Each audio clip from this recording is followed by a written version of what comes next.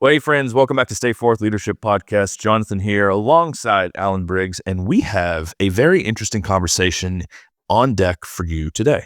So what are we talking about? We're going to be talking about organizational culture, and we're using the NFL as an example. Now, I know we may not all watch the games, but we all have an understanding of, professional sports, large or small, but while we see what happens on TV or when we're sitting in the stands or we listen on the radio, we don't always make the connection between what we're seeing and what goes into making that happen, good or bad. So there's leadership decisions and there's things that exist behind the scenes in the building that are really the driving force between how you, the fan, the fan, feel when we watch on TV, whether we're celebrating or we're just downright angry, and then what we see as far as succeeding or falling short on the field. And we're going to talk about that today. So we're going to explore why culture is the atmosphere of an organization and whether a healthy culture or an unhealthy culture exists, what you can do to move away from unhealth towards health, or if you are a healthy culture, what you can do to maintain those. There's questions you need to be answering and there's steps that you can take to make sure that whether you're a multi-billion-dollar organization, a small business, or even a startup, what you can do to make sure that the culture in your organization is healthy and moving you towards more impact from a healthy posture. So with that, let's dive in. We get it. You're busy. You want to grow, and we want to help. You're passionate about your craft because it deeply matters to you. Your faith is important. It's your foundation. At Stay Forth, we coach leaders to avoid burnout, live and lead with clarity, purpose, and from a place of health. We want you to experience long-term impact. Welcome to the journey. Well, what's up, man? I'm glad to be recording with you today. But first, I have to give you a congratulations. I know, we're getting to the end of football season, and as much as I hate to congratulate a staunch rival in the football world for making it to the big show, congratulations. I've become an Eagles fan, so to be fair, I was not an Eagles fan for many years. And actually, if you're listening, watching, wherever you're coming in from, we are not just talking about who we think is going to win the Super Bowl today. We're actually going to go really deep on leadership and the NFL. And I think even if you're not a football fan, I think you're gonna enjoy it. So yes, I am cheering for the Eagles. But I've been a Broncos fan for many years, and we showed a little bit of excitement this year. So I think we might actually have a good future. It's been a rough season. I also need to congratulate you as a Commanders fan for a serious showing this year. Nice work, man. I've always been a fan of, DC, Washington, DC area sports. It has been very tough to be a Commanders fan for a long time. But, I'm not disappointed. I think they surprised everyone this year with, the way the team just performed. And I know, teasing saying, oh, the Eagles are going all the way. They would be the only other team from my division or from the NFC East that I would want to go all the way if the Commanders didn't. So it was pretty cool to see someone from that division of football going all the way. So, but yeah, we're talking underperforming cultures, and obviously you've picked up it now, the NFL today. So I'm excited to dive in. But Alan, first, give your definition of culture, what we mean when we say it, and then give the quote unquote scientific definition of culture. Yeah, I mean, probably the easiest way to think about it is just the atmosphere of an organization. The things that are normal there, the things that you talk about, the things that you do, the things that you celebrate. And I think those things are going to be big. Talk about, do, and celebrate. And we're talking about NFL teams today and their culture. And what I think makes it really unique is that you have an ownership group who likely didn't play football and has lots of money. And then you have a coaching staff who are usually in between the ages there and usually did play football. And then you have these hot shots, some of the best athletes in the world, highly, highly paid, a whole lot of ego going on. And really, for the culture to be amazing, those three units have to work really, really well together. They call it the front office and then the coaching staff. Even football in general is just a crazy, huge team, and you have to bring so many elements together. So I think it's a great case study we're going to look at today in leadership culture. So we always talk about health and impact. Explain sort of what we mean when we say that. If you've been following the podcast for really years now. You know that we talk about health and impact, health before impact, and what happens when you pursue impact before health. Everything we're about is we want leaders to be healthy and high impact. So we're going to talk about both of those things today in the lens of culture. We don't want you to just be healthy for the sake of being healthy and underperform or underutilize your gifts or underrise all those unders to the moment. We want you to live out your mission. We want you to have the biggest impact possible. So healthy and high impact, that's the tension that we're going to talk about. And so really it's what about unhealthy and underperforming cultures? And what I think is really interesting is that you could have a healthy but underperforming culture where everybody is, failing, I don't know, conflict or whatever markers you have of that. There's an encouragement there. There's a high morale, but they're just not getting it done. Then you can have a really unhealthy but a high performing culture. And I would argue that probably Brady's last 2 years on the Patriots, as I watched the documentary Dynasty, they were still getting it done pretty well on the field, but they were dejected, they were divided. And so eventually a culture that is high performing and unhealthy is going to crumble. And we saw that happen there. So just kind of a couple of case studies we're going to look at today. We're going to talk through 4 different teams and different ways that we sort of admire those teams and how they have healthy, high performing cultures, but very, very different. I think that's what makes culture fun, honestly. Well, hey, we'll be back to the video in just a moment. I hope you've enjoyed tracking along this far. Look, if you are new to the channel, if you're just stumbling across this podcast and you're wondering who the heck we are, do me a favor, turn on post notifications, hit that like button, subscribe, and leave a comment. We release fresh content every single week and would love to have you be a part of the Stay Forth community so that we can help more leaders just like you get healthy, reach more impact. Now, back to the rest of the video. Yeah, I mean, it's definitely something that I think is overlooked. I know, we always have so many things on our mind. If you listen to this today, you're constantly thinking, I'm leading, what am I doing? Task-oriented, people-oriented, but we're never really, I think, culture-oriented until something goes horribly wrong. And usually it takes someone else to point it out. Well, what's the culture like? And then I think that statement usually stops people in their tracks. Yeah, absolutely. It's one of those things that you don't appreciate it until it's gone or it's bad. It's kind of like the sound guy. Like everything's fine until like the sound guy's an idiot when something on the stage isn't working. Everyone looks back. It's like, oh, there's the sound guy. And it kind of feels like that's like the water that you're swimming in, the atmosphere of an organization. And it's easy to take it for granted, especially when teams have a really long run. And, like one of those that I'm going to talk about, I really hate to give them any props, but I'm going to talk about the Chiefs later. And as much as I hate to, at some point, you got to respect there's something beyond just great players here. There's actually a great culture. So again, I think this was what's amazing about leadership is that you can have people who aren't the most gifted leader in the world, but they have an unbelievable ability to create culture.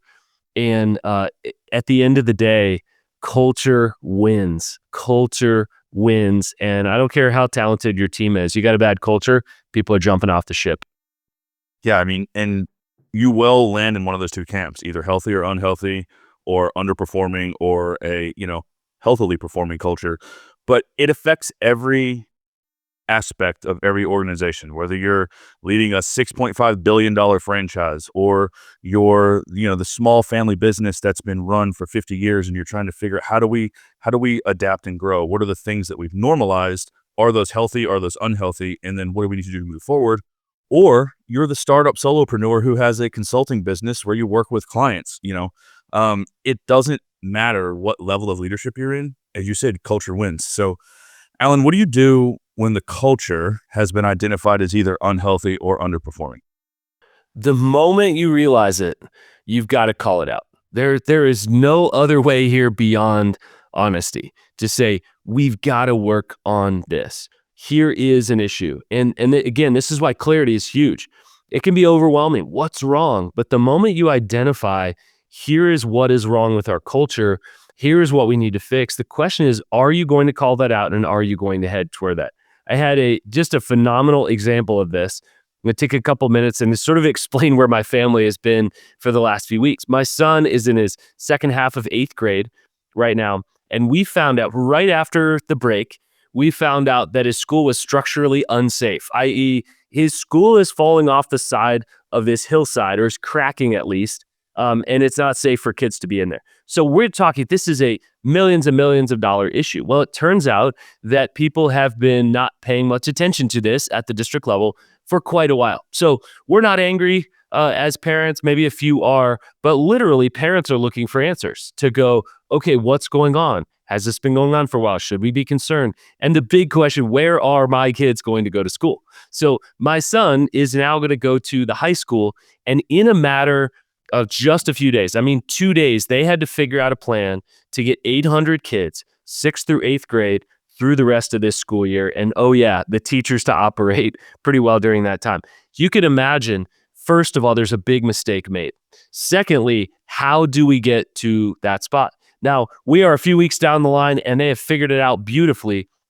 But I went to the first parent meeting, and we're all just kind of trying to figure out what's going on. And I want to read you exactly what the guy said. He got up on the stage, the district superintendent, and he said, "We have failed this school community for the last decade. I am ultimately accountable.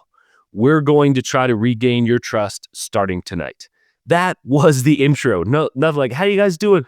Boom, straight to it. He named the issue, and you could feel the room just relax to go, okay, he sees this is serious. We're not going to talk about the past. Now, ironically, I don't know if that guy will get fired. I don't know if he will be able to lead through this. But what he's saying is, we've neglected this issue for a long time. It's our fault. And I promise you, we're working toward doing this. It has actually been a thing of beauty for them to be able to pivot on this, for them to be able to move. If you can imagine moving, I mean, taking over 2 whole hallways, and this has been an inconvenience on everybody. So I thought that was just kind of a good look at that, is that I'm encouraged, not that my son had to move. We can't change that. What we can do is say they see the problem, they are working with it, and they ultimately want to regain our trust, and their communication levels have been super high. So I thought it was kind of a cool example as we talk through this, that there's clearly been an issue, but they clearly want to have a new day in their leadership. So I get this question all the time. My friends always ask me, Jonathan, how do you get everything done? Because, on the surface, it looks like there's a lot that I get done, and, it can seem top heavy. But what people don't see is there's a lot that goes on below the surface of the water, systems in place and disciplines and, rhythms that I have incorporated into my life that have allowed me to show up well for myself and others on a daily basis. And one of the things I do is I started taking a little over a year ago, Magic Mind. It's simple. It's all natural. If you've ever seen something like one of those energy shots, think the complete opposite of that. I started noticing it a few days after I was taking it. Just the level of output was more easily managed and easily sustained. And I was able to get more done feeling less drained and less tired, and my mental acuity and my mental awareness and really, my overall well-being was just better. My friends have noticed it, my family, coworkers. And while I would say this is not the only way, for me, it's been the most practical way. And I'd love for you to try it out. It really has helped me reclaim my brain. And, it could be the answer to something you've been wondering. If you're wondering, why do I feel so tired, middle of the day? Why do I always feel like it's an uphill battle to get just enough done by the end of the week? If you are looking for a practical solution, another tool to add to your tool belt, something that can really help you out, I think Magic Mind might be the next step for you. You can click below in the show notes. There's a special code, Briggs, and attached to the link that'll give you an exclusive discount. And if you don't like it, no harm, no foul. They have a money back guarantee. So if you want to reclaim your brain, it has truly helped me reclaim mine. Give Magic Mind a shot. Yeah, it's very real world and very relevant. What it reminds me of is, remember the automotive commercials that would come on the TV where it's like the car is squealing and squeaking and the person's just like, problem solved, about turning the radio up. And then like you increase the volume. What like it sounds like in this example, the guy was like, we've had the radio turned up way too long and ignore the problem. So we're going to turn this down and actually pay attention to what's going on and do our best to fix it. Totally. Remember the Domino's commercial? I mean, Domino's would be an example of one that had an unhealthy culture, and they weren't paying enough attention to people. And they finally realized, like, our pizza's not good. Like, that's a problem. And so literally their commercials, they hit it straight on to say, this is a problem. We realize it. We're making our pizza better. However they said it. And I felt like it was like a 2-year marketing campaign of like, we will do better. They literally came on and said, our pizza sucks and we know it. And then like they put in the work. They even created a pothole fund because people were like, they were listening to people's complaints. They're like, I can't get delivery. My pizzas are always messed up because there's potholes. And they made a pothole fund and were giving money, like donating it to local jurisdictions so they could improve the infrastructure in these neighborhoods because I they love took it. extreme ownership of Yep. basically anything that affects the delivery of their pizza. So getting into some of these case studies, I think the first one is the big one. And again, you're looking at what's called a total overhaul. When something is identified as being seriously not good, very unhealthy. And like, I bet you, I don't know Domino's, but I bet you the total overhaul involved a lot of important people who were well paid losing their jobs and actually bringing new people in from the outside. That's part of the sort of dirty truth that happens in a total overhaul too. Yeah, I mean, it's really wiping the slate clean and having a lot of hard conversations. But it reminds me where you end up with culture is, I forget who said it. I've heard it on Joe Rogan podcast. Hard decisions usually lead to a healthier, good life. Easy decisions and ignored decisions lead to a difficult, challenging life. And the same can be true here. So when you're talking about a total overhaul, there's a lot of hard conversations and very hard decisions that have to be made that affect a lot of people. And so it is a process. But I think the big one for me is, I mean, the Commanders and the last 30 up until this year have been just marred by, unhealth inside. And in the last probably 3 or 4 years, it really became public with what was going on from top level ownership all the way down. And you could just see this negative effect just permeate and take over everything from the ownership all the way out into the fans with empty stadiums and no one watching games. So what do? They identify where, hey, they're unhealthy, underperforming. It's been in the public eye. I think last year was their first year with an entirely new ownership group. They installed new ownership. They installed new front-facing operations and executive level jobs. This year is the first year with a new head coach and coaching staff. And in a matter of really 2 years, you've seen an organization that was really the laughing stock of professional sports turn around and people are like, whoa. The fans, you could just almost see like a light switch with a dimmer turn back up and just see what happens when you make the intentional effort to instill healthy leadership principles, identify the problem, work the process. And we're going to create a healthy culture that is not just, it doesn't exist up here. It's all the way down and out into our fan base. Yep. Yeah, I mean, first of all, that's got to be cool to watch. As a kid, I grew up a couple hours away from DC, and it wasn't even worth rooting for them. We just rooted for college teams because it was like, oh, it was so bad. And now to watch this happen, I personally think it's the most exciting thing to happen in the whole NFL season is that the Commanders are good and took out another team I'll talk through, the Detroit Lions, and stunned football, really. I mean, they did it handily. So, dude, that must be fun to watch from the inside out. I don't know much about the insides of that, but what are a couple things they did at either of those three levels that you think created the health and high performance this year? One, I mean, they threw the entire rebrand and they brought in messaging that has become commonplace, that they've normalized top to bottom. And they brought in a belief and hope that, hey, we believe we can do this. We're going to do this. And you finally have people at every level that are leading in their sweet spots, that are there to do a job. They've given ownership, they've given equity, they've been encouraged to thrive. And so when you put those pieces in place, everything else begins to run more efficiently so that what matters most to the organization is that the players on the field are very effective at what they're doing. Yeah. Yeah, man, it's so interesting, the total overhaul, because again, culture tweaks, I've seen that happen and that work as well. We don't talk about it as much. It doesn't get written about in the books like Good to Great or How the Mighty Fall or things like that. We love these huge examples, but I think the total overhaul is really helpful. That phrase that if you want to kind of tweak the culture, just change it a little bit, then you bring in somebody from the inside. If you want to completely change it, you've got to bring in somebody from the outside. They got fresh eyes. It doesn't hurt that they've got themselves a good quarterback as well. And obviously, that's important. And you're going to have to make some hard decisions. The same could be said of the Broncos, in that the Broncos said, hey, for whatever reason, Russell Wilson doesn't work here, and this isn't working. even though we need to pay him a ton of money, we actually need to get a good young quarterback. And so whatever you have to do, trading draft picks, creating money from somewhere in these organizations, that's huge.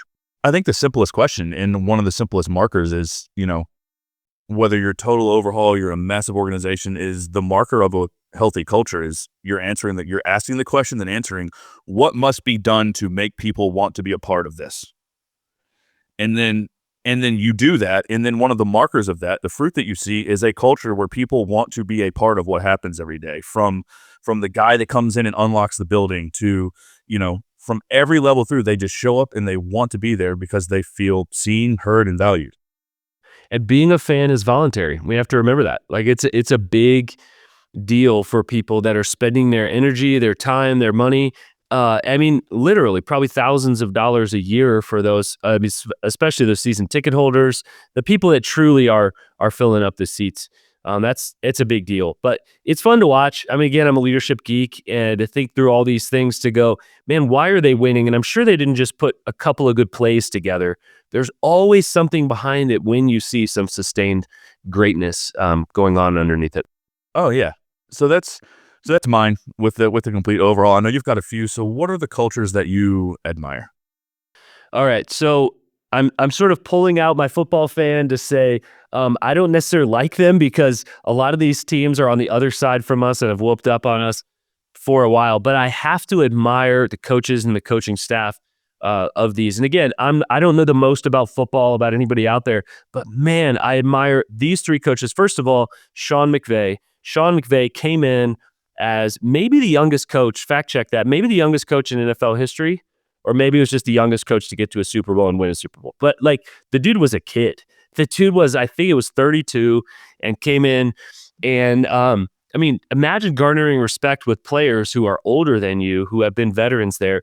Came in with the Rams, and he has his own way of doing it. He's very, very small. He's not an intimidating guy, but he has an intensity about him. On the other side, you have the Detroit Lions coach, Dan Campbell, and talk about the Lions. They've stunk for quite a while, had a couple of decent seasons, but man, they turned something on this year. Here's what I really admire about what Dan Campbell has done. The amount of injuries and the resilience that they had to push through this year was huge. So yes, they got smoked at the end of the season by the Commanders, but they were scary good this year, and they had all the pieces in place. So I just think you have former football player from Dan Campbell. He comes in, he's loud, he's boisterous, so different from Sean McVay in terms of the way they coach. They both get results, and they're both beloved by their team. I see some locker room stuff, and he is the most excited person in the locker room, affirming the guys. And it's fun to watch. And man, for those Detroit Lions fans, it was something to believe in, at least until that very last game. And again, I hate to bring this example up, but I got to give props. Credit where credit is due. Andy Reid is a phenomenal coach for the Chiefs. And one of the things I admire is he puts up with some serious personalities. Mahomes and Kelsey, and you see them on the commercials and they're having fun. But man, that right there, wrangling those mountain lions, I guess, is no joke. And Andy Reid is just a guy, he has just put up really good numbers over the years. And again, we may be witnessing some greatness right now. I and plenty of others, I'll put my hand up, we like to throw rocks at the Chiefs, and we like to talk about the refs and all of that. But like, we just have to acknowledge, dang, they are just able to continue to win, even if it's against my team, the Broncos. So those are three very, very different leaders. They lead in their own way, different levels of experience with football throughout their own careers. They have very different personalities, and they all have been able to garner the respect of their leaders. So I think maybe that's a good place for us to end it, is to think about, like, you can't create a healthy culture that's high performing if you cannot garner the respect of your people.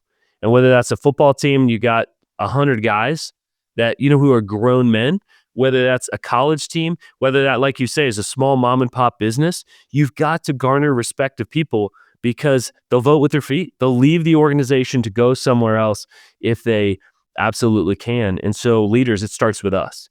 And we've just got some questions that we'll leave you with here. We're going to put some music in the background. And I think it's really helpful to say, yeah, healthy culture, kind of a buzz phrase.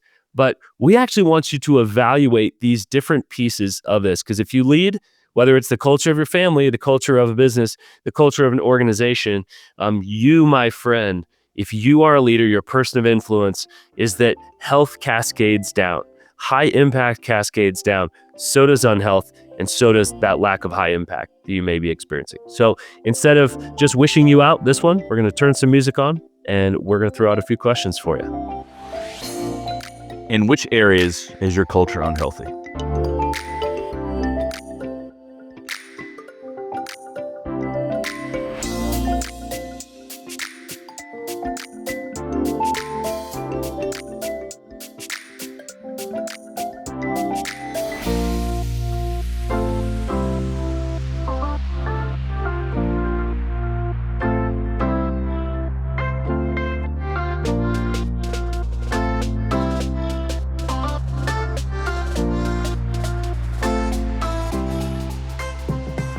What is your role in that unhealth?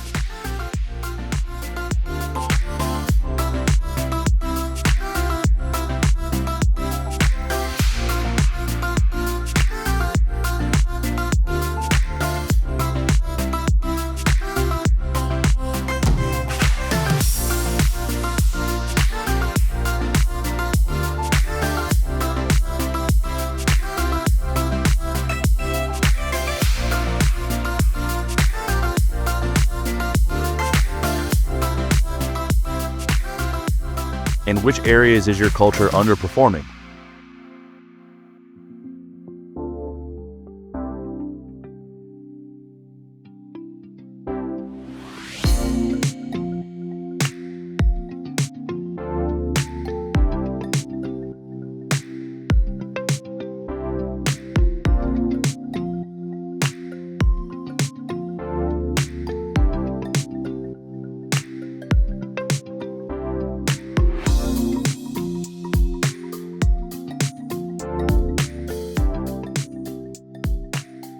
And what do you need to do to raise the bar?